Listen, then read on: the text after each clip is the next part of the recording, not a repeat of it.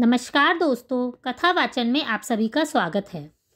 इस वीडियो में हम आपको मार्गशीर्ष के महीने में आने वाली उत्पन्ना एकादशी की कथा बताएंगे। लेकिन इससे पहले अगर आपने अभी तक इस चैनल को सब्सक्राइब नहीं किया है तो प्लीज़ इस वीडियो को लाइक और चैनल को सब्सक्राइब करना ना भूलें और बेल बटन भी ज़रूर दबाएं ताकि हमारी आने वाली वीडियो की नोटिफिकेशन आपको समय से मिल सके।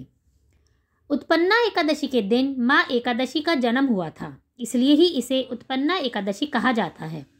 देवी एकादशी भगवान विष्णु की शक्ति का ही एक रूप है और उन्होंने इस दिन उत्पन्न होकर राक्षस मुर का वध किया था। तभी से इस एकादशी का नाम उत्पन्ना एकादशी पड़ गया। इस दिन भगवान विष्णु ने स्वयं माता एकादशी को आशीर्वाद दिया था और इस व्रत को महान और पूजनीय बताया था। इसलिए जो भी उत्पन्ना एकादशी का व्रत करता है उसके पूर्व जन्म और वर्तमान दोनों जन्म के पाप नष्ट हो जाते हैं। कभी कभी एकादशी का व्रत लगातार 2 दिनों के लिए भी पड़ता है। जब एकादशी का व्रत 2 दिन के लिए होता है तो स्मार्ट परिवारजनों को पहले दिन का एकादशी व्रत करना चाहिए और दूसरे दिन की एकादशी सन्यासियों, विधवाओं और मोक्ष प्राप्ति के इच्छुक श्रद्धालुओं के लिए होती है। एकादशी का व्रत करने के साथ साथ एकादशी के दिन इसकी कथा भी सुनना बहुत फलदायक होता है। आइए सुनते हैं उत्पन्ना एकादशी की कथा।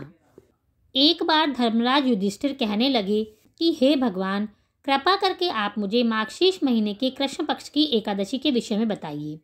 इस एकादशी का क्या नाम है, इसके व्रत का क्या विधान है और इसे करने से किस फल की प्राप्ति होती है। भगवान श्री कृष्ण बोले, मार्गशीर्ष माह के कृष्ण पक्ष में आने वाली इस एकादशी को उत्पन्ना एकादशी कहते हैं। यह व्रत शंखोद्वार तीर्थ में स्नान करके भगवान के दर्शन करने से जो फल मिलता है उसके बराबर का पुण्य मिलता है। इसका महात्म्य मैं तुमसे कहता हूँ, ध्यान पूर्वक सुनो। युधिष्ठिर कहते हैं कि हे भगवान, आपने हजारों यज्ञ और लाख गौदान को भी एकादशी के व्रत के बराबर नहीं बताया, सो यह तिथि सब तिथियों से उत्तम कैसे हुई बताइए। भगवान कहने लगे, हे युधिष्ठिर, सतयुग में मुर नाम का एक दैत्य था। वह बड़ा बलवान और भयानक था। उस प्रचंड दैत्य ने इंद्र, आदित्य, वसु, वायु, अग्नि आदि सभी देवताओं को पराजित करके भगा दिया। तब इंद्र सहित सभी देवताओं ने भयभीत होकर भगवान शिव से सारा वृतांत कहा और बोले, हे कैलाशपति, मुर दैत्य से भयभीत होकर सब देवता मृत्यु लोक में फिर रहे हैं। तब भगवान शिव ने कहा, हे देवताओं, तीनों लोकों के स्वामी, भक्तों के दुख हरने वाले भगवान विष्णु की शरण में जाओ, वे ही तुम्हारे दुखों को दूर कर सकते हैं। शिवजी के ऐसे वचन सुनकर सभी देवता क्षीर सागर में पहुंचे। वहां भगवान को शयन करते देख हाथ जोड़कर उनकी स्तुति करने लगे कि हे देवताओं द्वारा स्तुति करने योग्य प्रभु, आपको बारंबार नमस्कार है। देवताओं की रक्षा करने वाले मधुसूदन, आपको नमस्कार है, आप हमारी रक्षा करें। दैत्यों से भयभीत होकर हम सब आपकी शरण में आए हैं। आप इस संसार के कर्ता, माता पिता, उत्पत्ति, पालनकर्ता और संहार करने वाले हैं। सबको शांति प्रदान करने वाले हैं। आकाश और पाताल भी आपके ही हैं। सबके पितामह ब्रह्मा, सूर्य, चंद्र, अग्नि, सामग्री, होम, आहुति, मंत्र, तंत्र, जप, यजमान, यज्ञ, कर्म, कर्ता, भोक्ता भी आप ही हैं। आप सर्वव्यापक हैं। आपके सिवा तीनों लोकों में चर और अचर कुछ भी नहीं है। हे भगवान, दैत्यों ने हमको जीतकर स्वर्ग से भगा दिया है और हम सब देवता इधर उधर भागे भागे फिर रहे हैं। आप उन देवताओं से हमारी रक्षा कीजिए। इंद्र के ऐसे वचन सुनकर भगवान विष्णु कहने लगे कि हे इंद्र, ऐसा मायावी दैत्य कौन है जिसने सब देवताओं को जीत लिया है? उसका नाम क्या है? उसमें कितना बल है? किसके आश्रय में है? उसका स्थान कहाँ है? यह सब मुझे बताओ।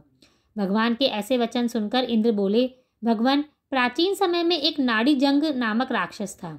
उसके महापराक्रमी और लोक विख्यात मुर नाम का एक पुत्र हुआ। उसकी चंद्रावती नाम की नगरी है। उसी ने सब देवताओं को स्वर्ग से निकालकर वहां अपना अधिकार जमा लिया है। उसने इंद्र, अग्नि, वरुण, यम, वायु, ईश, चंद्रमा, नैश्रत आदि सबके स्थान पर अधिकार कर लिया है। सूर्य बनकर स्वयं ही प्रकाश करता है और स्वयं ही मेघ बन बैठा है और सबसे अजेय है। हे असुर निकंदन, उस दुष्ट को मारकर देवताओं को अजेय बनाइए। यह वचन सुनकर भगवान ने कहा, हे देवताओं, मैं शीघ्र ही उसका संहार करूंगा। तुम चंद्रावती नगरी जाओ। इस प्रकार कहकर भगवान सहित सभी देवताओं ने चंद्रावती नगरी की ओर प्रस्थान किया।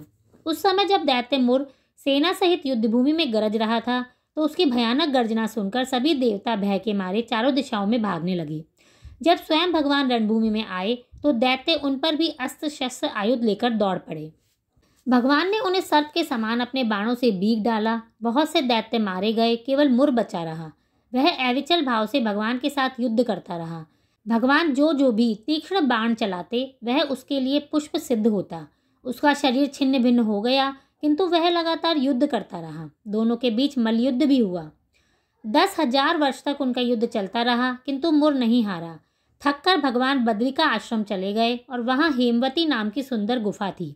उसमें विश्राम करने के लिए भगवान उसके अंदर प्रवेश कर गए। यह गुफा 12 योजन लंबी थी और उसका एक ही द्वार था।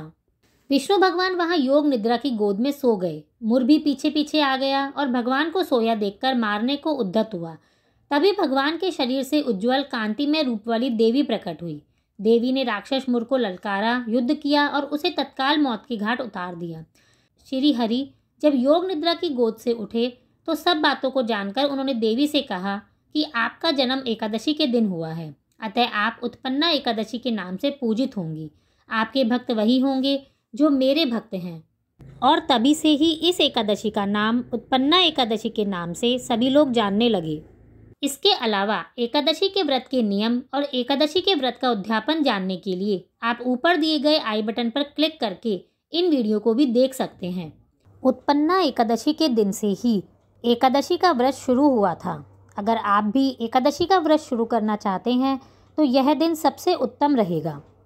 कथा सुनने के बाद आप भगवान विष्णु से अपनी जाने अनजाने में की गई गलतियों की क्षमा मांगे और द्वादशी के दिन अपने व्रत का पारण करें और एक ब्राह्मण को खाना खिलाकर अपने इस व्रत को पूरा करें, या फिर आप ब्राह्मण के निमित्त आटा, दाल, चावल या कुछ खाने का सामान मंदिर में भी देकर अपने व्रत को पूरा कर सकती हैं। जो कोई भी इस व्रत को पूरे नियम, भक्तिभाव और विश्वास के साथ रखता है उसे धर्म और मोक्ष की प्राप्ति होती है। इसके साथ ही इस व्रत को रखने का फल अश्वमेध यज्ञ, कठिन तपस्या और तीर्थ स्थानों में स्नान दान करने से भी ज़्यादा अधिक होता है। इस व्रत को करने से मन शांत होता है, शरीर स्वस्थ होता है। इस तरह से आप पूरे भक्तिभाव के साथ एकादशी का व्रत करें तो भगवान विष्णु की कृपा आप पर और आपके परिवार पर हमेशा बनी रहेगी। आप ध्यान रखें कि एकादशी के दिन आपको सिर नहीं धोना है और लहसुन प्याज नहीं खाने हैं। एकादशी के दिन चावल भी नहीं खाए जाते। अगर आप व्रत नहीं भी कर रहे हैं तो भी आप घर में चावल ना बनाएं और ना ही परिवार को खिलाएं। इस दिन आप ओम नमो भगवते वासुदेवाय नमः मंत्र का जाप भी जरूर करें। आप पर और आपके परिवार पर श्री हरि अपनी कृपा हमेशा बनाए रखें और आपकी सभी मनोकामनाएं पूरी हो। आप सभी को एकादशी के व्रत की शुभकामनाएं। धन्यवाद।